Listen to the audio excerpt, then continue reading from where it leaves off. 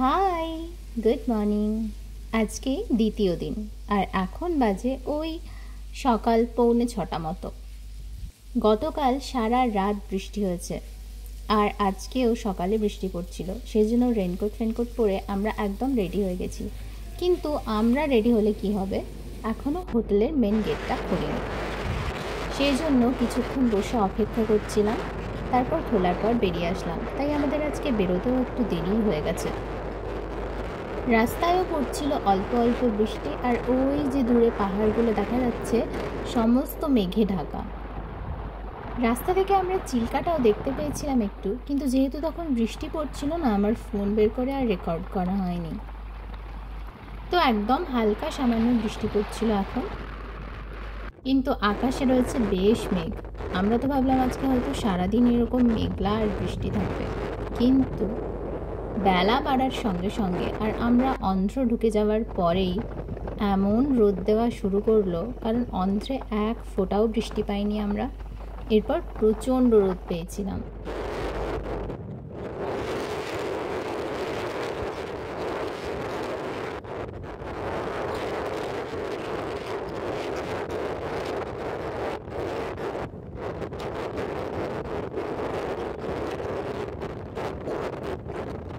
ওই যে দেখা যায় বিশাখাপত্তনম, 261 কিলোমিটার।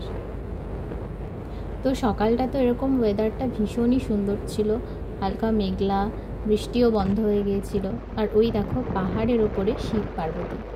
অন্ধ্রের একটা বৈশিষ্ট্য হচ্ছে পাহাড়ের ওপরে অনেক ঠাকুরের মূর্তি রয়েছে, আর সেই মূর্তিগুলো বিশাল বড় বড়। এখানে যেমন আছে শিব পার্বতী, সেরকম আমি বেশিরভাগ পাহাড়েই দেখেছিলাম হনুমানজির মূর্তি। মানে অনেক পাহাড়ে বজরংবলীর মূর্তি, এছাড়াও দেখেছিলাম গণেশের মূর্তি। তো যদিও এখানে গণেশ পুজোটা ভীষণ ফেমাস, এখানে অনেক দিন, প্রায় 5 দিন ধরে গণেশ পুজো চলে এখনো পর্যন্ত। কিন্তু আকাশ ভীষণই সুন্দর, দূরে মেঘ রয়েছে, আর একদম মেঘলা আকাশ, কিন্তু পরেই একেবারে আকাশের রূপ পরিবর্তন করবে আর প্রচণ্ড রোদ দেওয়া শুরু করবে।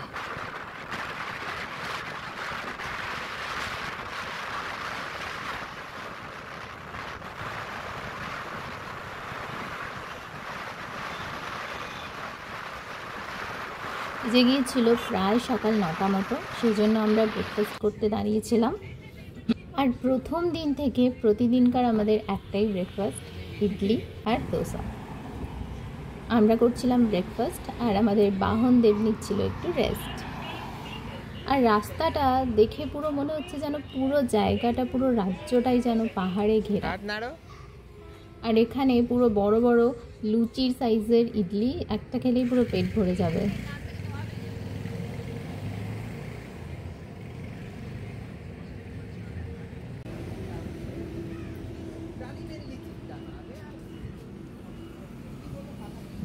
খাওয়া দাওয়া সেরে আবারও বেরিয়ে পড়েছি, আর এই সময় হয়েছিল প্রচণ্ড রোদ।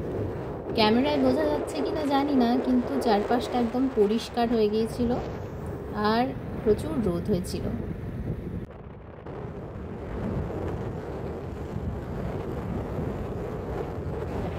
বাইকে যাওয়ার আরেকটা বিশেষত্ব হচ্ছে প্রকৃতিকে ভীষণ কাছ থেকে অনুভব করা যায়। প্রকৃতির আবহাওয়া, তার পরিবর্তন, এগুলো ভীষণ কাছ থেকে বোঝা যায়, কাছ থেকে ফিল করা যায়।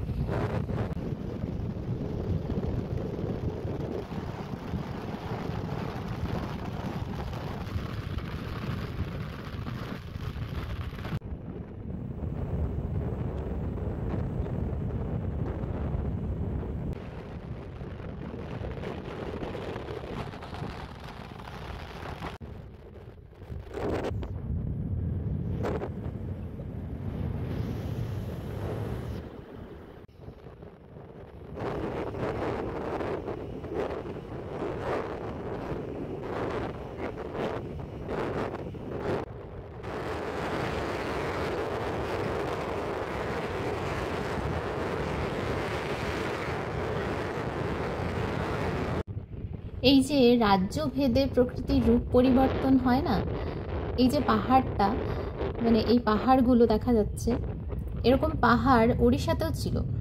সেই পাহাড়গুলো সমস্ত সবুজে ঢাকা, কিন্তু এখানে যত এগোচ্ছি আমরা ততই মনে হচ্ছে পাহাড়গুলো গাছ কমে যাচ্ছে, পাহাড়গুলো ন্যাড়া ন্যাড়া পাহাড় আসছে।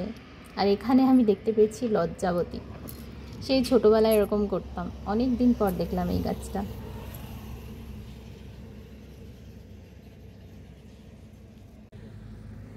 এখানে একটু রেস্ট নিতে, জল খেতে দাঁড়িয়েছি আমরা এই কিছুক্ষণের জন্য।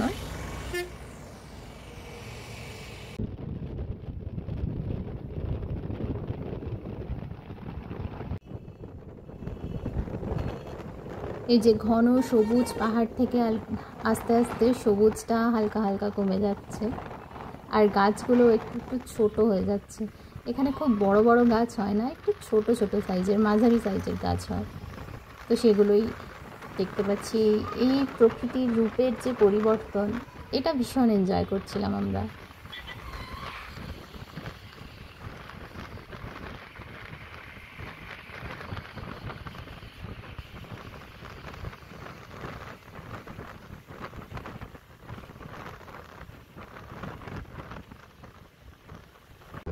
ওই যে দূরে দেখা যায় পাহাড়ের ওপরে মন্দির, আর সেই মন্দিরে যাওয়ার জন্য পাহাড়ে সিঁড়ি করা।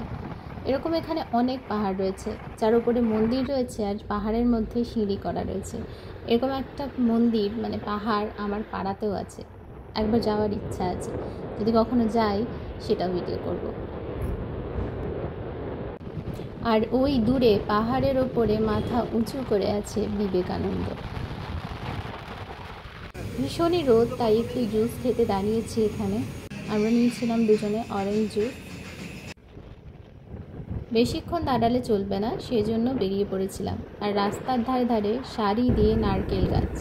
এখানে প্রচুর ফলের চাষ হয়, সেজন্য তাল, নারকেল, খেজুর অনেক বড় বড় বাগান রয়েছে রাস্তার ধারে ধারে, প্রচুর দেখা যায়। এছাড়া আম গাছ, এটা সম্ভবত আম গাছের বাগান ছিল।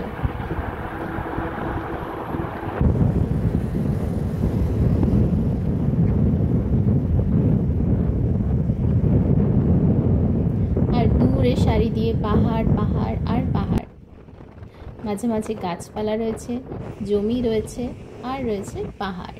চারপাশটা পাহাড়ে ঘেরা, পুরোটাই পাহাড়ে ঢাকা। আর এখানে রয়েছে নদী।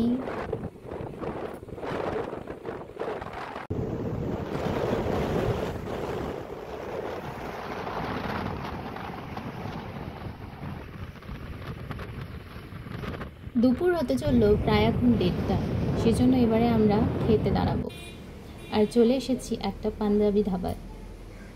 আমি প্রথমবার কোনো পাঞ্জাবি ধাবাতে এরকম খাটিয়ার উপরে বসে খাচ্ছিলাম, আর খাবারগুলোও কিন্তু ছিল ভীষণ টেস্টি। খেয়ে দিয়ে এখানে কিছুক্ষণ খাটিয়ায় বসে রেস্ট নিচ্ছিলাম, তারপর এখান থেকে বেরিয়ে পড়বো আবার। বেরিয়ে পড়েছি খেয়ে দিয়ে। এক্স্যাক্টলি আমার জায়গাগুলোর নাম না একেবারে মনে নেই, মনে থাকলে ভীষণ ভালো হতো। কিন্তু এতগুলো জায়গা পেরিয়েছি, এতগুলো জায়গার উপরে দাঁড়িয়েছি যে সত্যিই আমার নাম মনে রাখা আমার জন্য ভীষণই ডিফিকাল্ট, কারণ আমি বেশি কিছু মনে রাখতে পারি না। তো সেই জন্য আমার জায়গাগুলোর নাম মনে নেই, মনে থাকলে হয়তো আরও ভালো লাগতো, আরও ভালো হতো, জায়গাগুলোর নাম আমি বলতে পারতাম।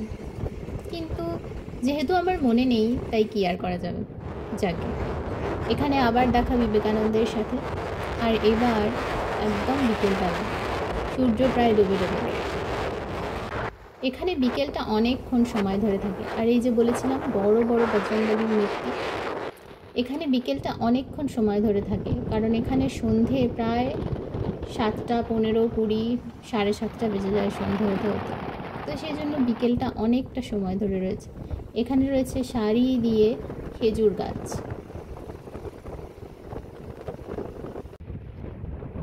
সূর্যাস্তের আগে আকাশটা কি যে সুন্দর লাগছিল, মনে হচ্ছিল যেন তাকিয়েই থাকি।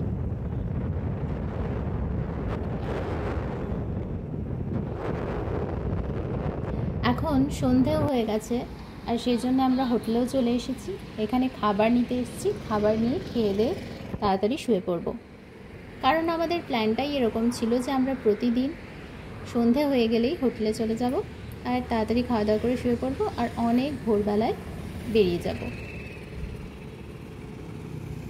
খাওয়া দাওয়া করে একবারে ফ্রেশ হয়ে নিয়েছি, আর এবারে ঘুম দেব, কারণ কালকে আমরা বেরিয়ে যাব একেবারে ভোর 4:30-র মধ্যে। তো সারাদিনের ধকলের পর বেশ টায়ার্ড, ওই জন্য ফ্রেশ হয়ে এবার ঘুমানোর পাল। আজকের মতো টাটা, দেখা হচ্ছে কাল আবার ভোরবেলায়।